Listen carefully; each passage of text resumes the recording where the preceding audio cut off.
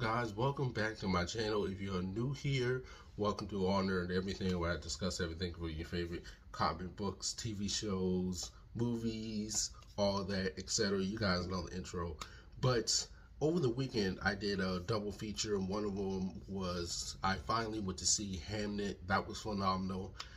Had your boy sobbing, and the other film I went to see was Crime 101. Now, this is a crime thriller slash drama, and I've heard people compare this movie to Heat, and I have still yet to see Heat, but I have it on physical, and I heard it's phenomenal. I need to make time out to finally watch that film because I hear that it's possibly one of the best performances of Robert De, Robert De Niro and Al Pacino's career.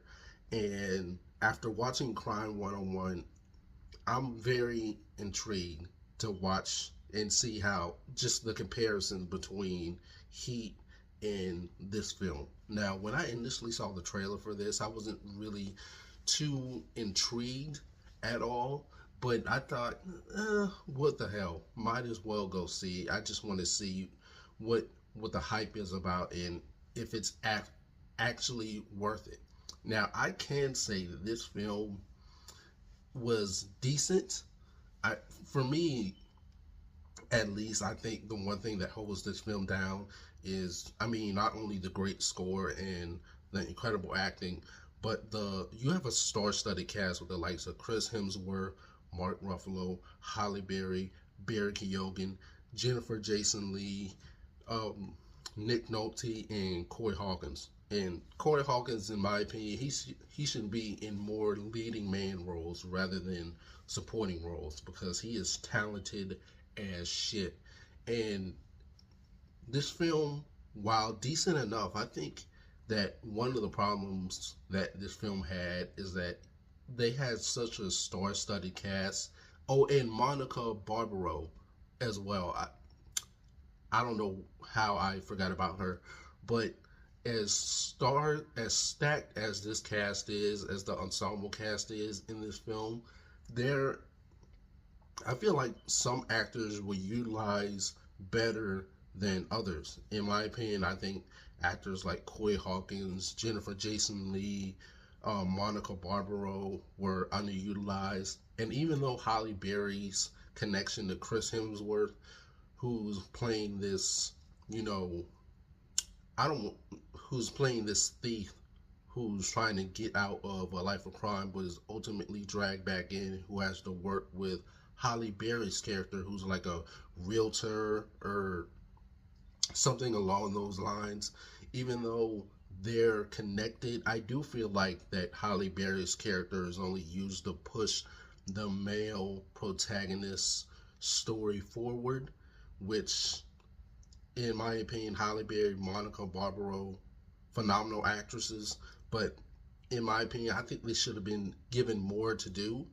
Monica Barbaro is mainly the love interest for Chris Hemsworth, and in my opinion, she's too good to just be, not doing anything in this film. I felt like what I thought was going to happen, without spoiling anything, I assumed what was going to happen is when Monica Barbaro ran into Chris Hemsworth's character and they get into a fender bender and they exchange numbers. And Chris Hemsworth, who plays Mike Davis, he's very reluctant to give her his information just because, he's a criminal and he's very cautious about, you know, pretty much everything. So what I assumed was going to happen was that they were going to fall in love, and then at the last minute he finds out that she's secretly an undercover cop or working for the CIA or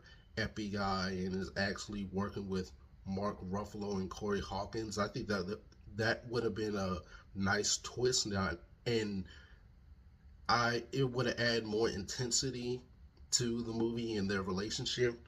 But it was just, just a regular relationship, which, I mean, whatever. But Monica Barbaro, along with, Corey Hawkins and Jennifer Jason Leigh, they could have been given a lot more than what was on the paper, but they made best of what they had. And Barry Keoghan plays this unhinged like hitman that's targeting, you know, Halle Berry and Chris Hemsworth, and he does it so damn good. I don't know what it is, but I mean, he was one of my favorite things about this film. The score is also great. I think they could have chopped this movie off like 20 minutes. I would have enjoyed it more. And also, like I said, some of the actors are just as talented as a lot of the actors are. They are wasted, and this film is like a cat and mouse game with Mark Ruffalo, who plays Detective Lou, chasing after Mike Davis, played by Chris Hemsworth. And even though I didn't really love this film, I do see the upsides of it. Everything I just named, the ensemble cast, the score. I like the way that it's shot. Barry Keoghan as the unhinged like hitman. He was like one of my favorite characters in the film.